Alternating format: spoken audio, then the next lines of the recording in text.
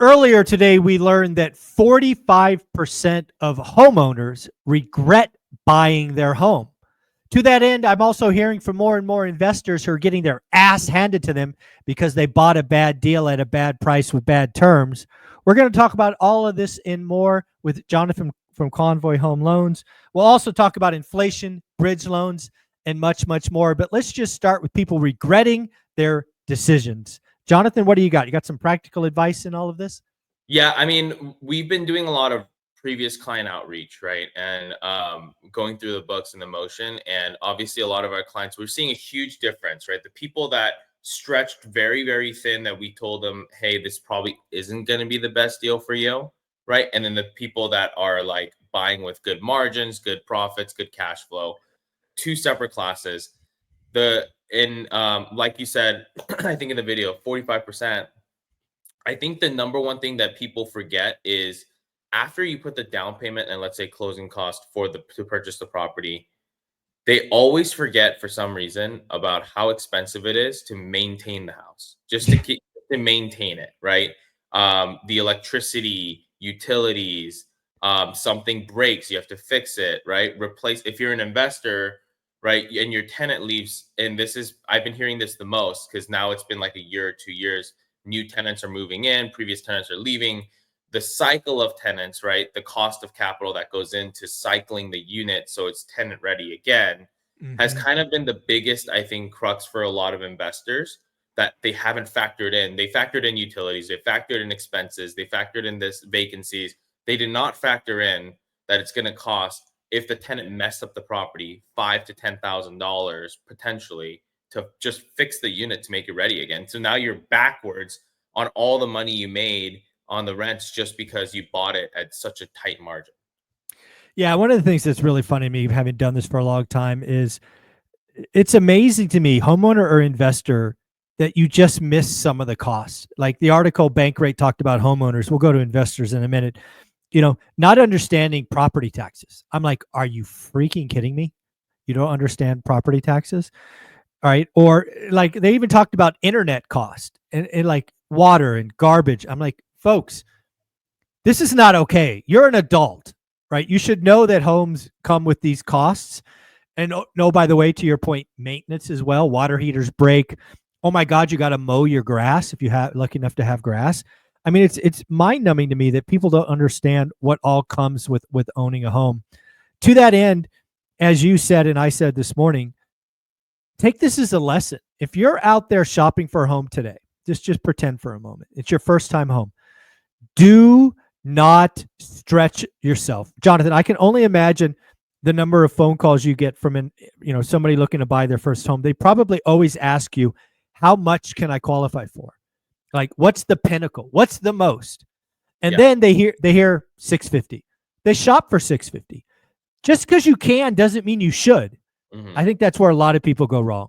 I think, and this is, I guess, what really sets us apart, that I've seen from other, mortgage brokers and lenders is, we'll tell clients two things. We'll tell them, hey, this is the max, right? At 50% debt to income ratio, this is your max. However, I know for a fact that if you're W-2 or salary or wherever, you're not taking home that 50% debt to income ratio max. So what are you actually taking home, which is going to be probably 40% less than whatever is on that W-2? And then let's calculate where your max is actually from that payment, not from the 50% ratio. Because and I've lost business this way because I'm sure you have. people will go to another lender and be like, oh, Jonathan only approved me for 400,000 when I could apply and get 600. So I'm gonna go buy that 600 home. Screw Jonathan, he messed me up. And they miss the factor of me telling him, hey, the reason I'm telling you not to go for the 600 is because I want you to be prepared and have reserves just in case something happens for the extra money. Because once you buy it, we've talked about this so many times, buying is the only point in real estate that you either make or lose money. Correct. Right? You make or lose money, everything in the buying aspect. And when they go 50% debt to income ratio, max out everything, max out that, you're going to be underwater, give it, a few years. or less, and you'll be underwater. Those are probably the people that are unhappy with buying their home. Anyone that bought within their means, below their means, or at their means, like at their actual means, is not unhappy. No, totally agree. Yeah, the other thing you got to realize is one of the things you learn about housing is it's not a stock, it's not crypto. It should be not something you're getting into for a day, a week, a month, even a year, right? There's all these transaction costs and variabilities, right? If you're getting into your home, conservative, plan to live there a decade, it's hard to go wrong when you look at history. But now let's go to investors. I am so glad I have receipts. 6 months ago, Jason Pritchard, Adrian Hernandez, Omar, I'm telling all of them, change your buying criteria. The market is about to go against you. The ARVs that you guys have today are wrong. You need to plan for an extra 60, 90 days of holding costs. I told them. And some of them listened, some of them didn't. And if you didn't change your operating model as a home flipper, which is buying and selling 6 months ago, you are sitting on inventory you can't sell with very bad terms. And there's one guy that went out and bought 40 homes in SoCal. There's a very good chance that person goes bankrupt. Yeah. So again, investors, you guys, you're always, investors for whatever reason, always look backwards. What happened? What worked? Let's do more of that. Instead of looking forward like I do and giving you warnings to buy deeper, double your hold time. And there are going to be plenty of investors just like Q1 of 2022 that lost their ass. And this could be worse. I think it will be worse because back then, I don't think the terms in terms of LTVs and that people were writing were as aggressive, right? Correct. That was True. a little more of an unstable market where we were seeing, ups and downs a little more. So lenders were a little more conservative, but now, right, we're back to, I'm seeing some loans that I'm losing at, people are writing 95% loan to value, 90% loan to cost, all that stuff. And I'm like, you're a first time investor. And this is where I think you've never renovated, flipped, or done a project before, and you're telling me that you want to max out every dollar you have to be at 10% down, to buy this thing that literally, if you bought, you're buying it wrong, but if you flip it and it's wrong, then you are going to be underwater and you're going to be losing more money than you would have had to put in. Like, are you prepared for that? And obviously people don't want to hear it, right? That's not something. I'm so glad you're part of this channel because I frankly want you to tell no to those people. You don't want to be on the hook for a deal that goes bad. It's just not a good environment. Well, let's get off these investors and homeowners because there's lots of regret out there. You got to buy right. You got to be conservative, hold for a decade. But let's talk about the biggest news probably in mortgage, and that's inflation. Inflation, PPI, CPI, all came in better than expected. 10-year note going from 4.5 to 4.3 something in the last week or so. What's going on with mortgage rates? What's going on with all that? I mean, rates are obviously, we've seen a pretty big swing down from, the 5th to today. I think we were talking about like 4.36 something versus a 4.5, right? That's a pretty big swing in a week. However, I think there's two sides of it. The non-QM market, the non-conventional market is kind of used to these swings now, right? Yeah. So they're not flipping up and down, going back and forth. The conventional side, obviously, per usual, is flipping back and forth, and if you're a conventional buyer, right, and you're trying to explore conventional options, then you want to be in the market to be able to lock in times like this, right? When the rates do this, because just as fast as it came down, as we've seen, it goes right back up, right? And it just takes one comment from Trump or it takes one comment from anyone else, right? That talks about trade or anything like that. And all of a sudden you'll see it flip the other way around. Bonds will start going back up. Everyone's going to be pessimistic again.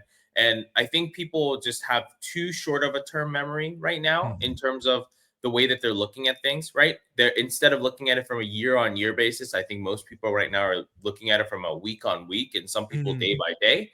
And if your viewpoint is day by day, then you need to stretch it to, at least a month. If your viewpoint is a month, you need to stretch it to at least a year. Because truthfully, if you look at the market, and this is what we talked about, the last 2 years, right? Mortgage rates over the last 2 years on average is pretty flat. Yeah. It hasn't really moved that much up and it hasn't moved that much down. And with inflation data coming in lower, with, I think the trade talks kind of talking itself out and doing all that, do we still think that rates are going to shoot down to the point where you can continue to wait and just sit on the sideline and see if things will happen? I mean, I could be wrong, but I don't think. Maybe. Yeah. I mean, yeah, it could be wrong, but I don't think that rates are really going to be shooting down that far, because as we've seen, the bond market does not like, and you've spoken about this a lot, the bond market does not like when Trump does these moves, right? Mm-mm.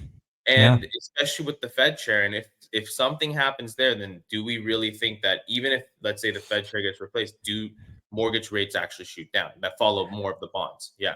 No, yeah, there's a lot in that. It's going to be really interesting because not only did CPI and PPI came out better than expected, now you have President Trump just today calling Jerome Powell. I think it's a numbskull. This is his latest call. So it'll be very interesting. I think one thing we talked about earlier in the week on the daily financial news is I think something that's very likely in the next 30 days is Trump nominates what will be called as a shadow Fed president, right? And what does that mean? So Powell's term as Fed chair ends May of 2026.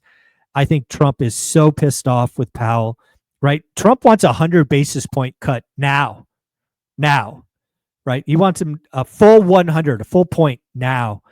So I think what he's going to do is he's going to nominate somebody like, I think it's Kevin Warsh or something. And all they're going to do is parade around TV, making Jerome Powell's job very uncomfortable. So I am concerned about how the bond vigilantes are going to react to a shadow Fed president, because you may get an unintended consequence. It may go the other direction, to your point. What do you think? Yeah, absolutely. And we've seen that despite Feds cutting mortgage rates can still go up, right? Yes. So Federal Reserve rate, the cost of capital on that side is not the cost of capital for mortgages, right? And so what Correct. we might see, and what I'm telling clients now, the tune's changed.